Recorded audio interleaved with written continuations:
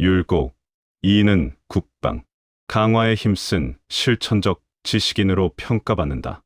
당시 조선의 국방력이 약화된 것을 보고 장차 10년 안에 나라에 큰 화가 닥칠 것이니 미리 10만 명의 군사를 양성해야 한다.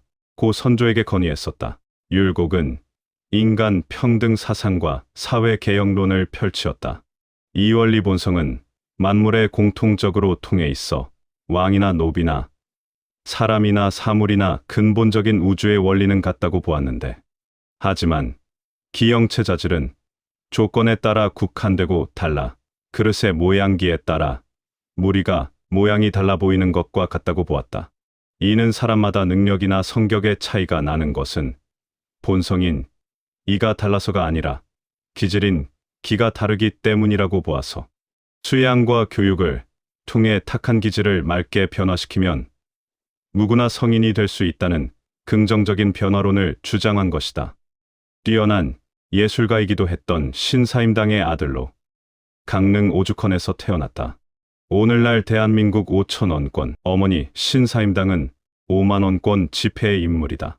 학문적, 이상과 현실, 정치의 조화를 꿈꿨던 그의 사상은 오늘날에도 실용주의적 리더십의 표본으로 연구되고 있다. 율곡이가 허나 학문이란 무엇을 위한 것인가? 백성을 위한 것이옵니다. 나라를 바로 세우기 위한 것이옵니다. 율곡 스승님께서는 헌의 말이 옳구나. 아무래도 10년 안에는 왜구가 크게 쳐들어 올 듯 싶구나. 결국 예언하시고 돌아가신 지 8년 만에 전쟁이 발발하였다. 일본의 토요토미 히데요시는 조선을 침공하면서 15만 8천여 병력을 파병하였으며 1년 전 사신으로 왔던 겐소를 고니시 유키나가 제1군의 군사 참모로 삼았다. 첫 상륙군에는 배 700여 척의 18,700명의 제1군 정예병이 부산 지역을 순식간에 무너뜨리면서 북상하고 있었다. 부산진성 전투에서는 왜군은 저항 의지를 꺾는 공포를 전파하려고 항복하지 않은 부산진 정발 장군 및 조선군 800명과 일반 백성 1200명을 전부 잔인하게 학살하였다.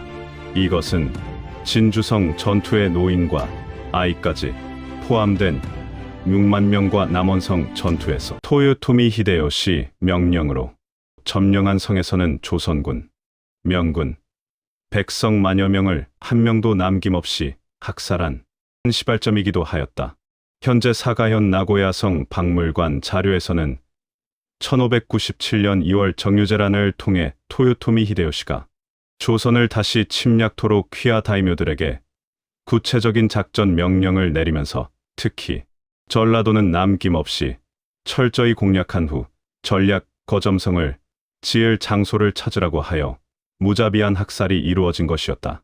전공을 증명하기 위해 목 대신 코를 베어간 21만 4,752개 중 교토 미미즈카 뒷총에는 6만 8천 개가 묻혀 있다고 한다. 조원은 백성이 고통받는 참담한 현실을 보며 깨달았다.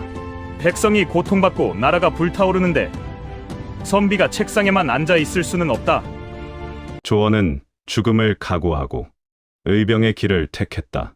젊은 선비들, 농부들, 장정들이 그의 부름에 응답했다. 수백 명이 의병으로 모였다. 비록 숫자는 적었지만 그들의 눈빛은 빛나고 투지는 대단했다. 나라가 위태롭다. 우리가 일어서지 않으면 누가 나라를 지키겠는가? 제자들이 모였다. 저희들이 모두 스승님을 따르기로 했습니다. 비록 농사꾼이라도 선비님을 따르겠습니다.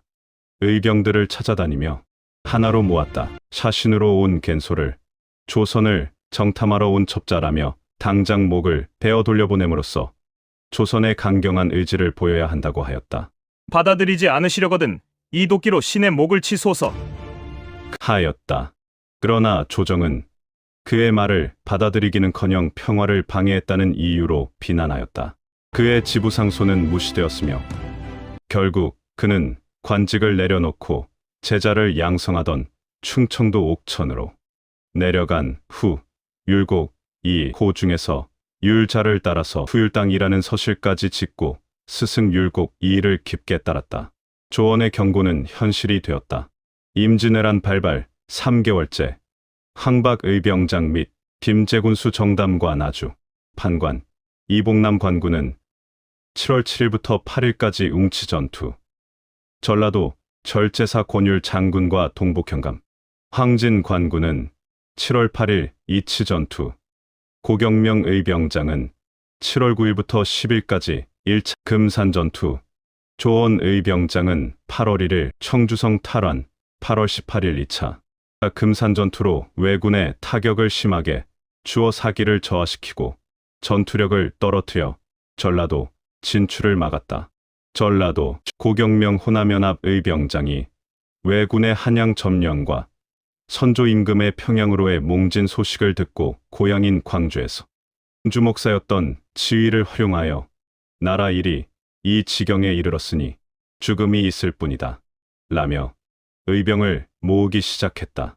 경문을 지어 각 고을에 돌려 사람들의 심금을 울렸고 불과 며칠 만에 6,000명의 지원자가 구름처럼 몰려들었다. 일반 백성뿐만 아니라 노비, 승려들까지 자발적으로 참여했다.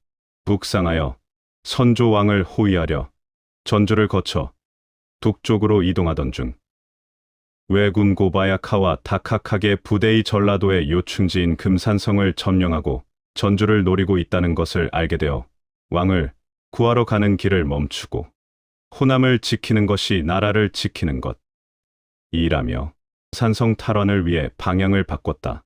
아, 슬프도다. 나라 일이 어찌 이 지경에 이르렀는가.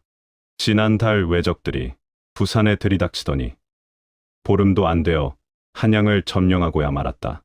예의도 모르고 은혜도 모르는 놈들이 감히 요망한 무기를 앞세워 우리의 강토를 짓밟고 우리의 부모 형제를 유린하니 이 원통함을 어찌 다 말로 하겠는가. 이에 나 고경명은 비록 늙고 힘없는 서생에 불과하나 의리로서 붓을 던지고 칼을 잡기로 맹세하였다. 들어라. 관리들은 흩어진 백성을 모으고 장수들은 병사를 이끌고 오라. 힘센 자는 힘을 보태고 재주 있는 자는 꾀를 내어라. 돈이 있는 자는 군자금을 내고 곡식이 있는 자는 군량미를 대어라. 우리 모두 힘을 합쳐 저 흉악한 무리들을 섬멸하고 나라의 위태로움을 구할 것이니 늦지 않게 달려오라. 어찌 앉아서 망하기만을 기다리겠는가? 설령 우리가 싸우다 힘이 다해 죽는다 할지라도 그 충성스러운 호는 영원히 사라지지 않을 것이다. 정의병장은 금산성으로 의병 6천여 명을 데리고 왔다가 차남 고인우와 함께 순절하시었다. 조원 의병장은 고경명 의병장이 순절하자 몹시 슬퍼하며 2차 금산 전투 죽음의 행진을 하였다.